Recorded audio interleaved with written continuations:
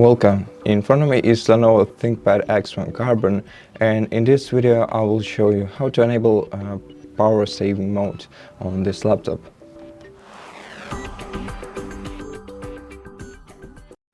To do that, simply right-click the battery icon in the bottom right corner of the screen, go to Power and Sleep settings, and then select the Energy Saver mode.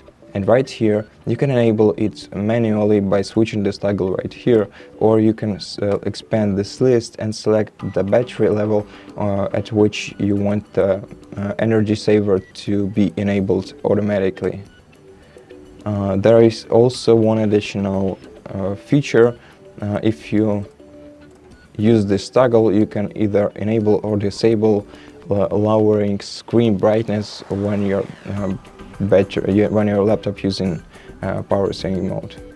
And that's it. Thank you for watching this video. If you liked it, consider subscribing to our channel, leave us a like and a comment below, and I'll see you in the next one.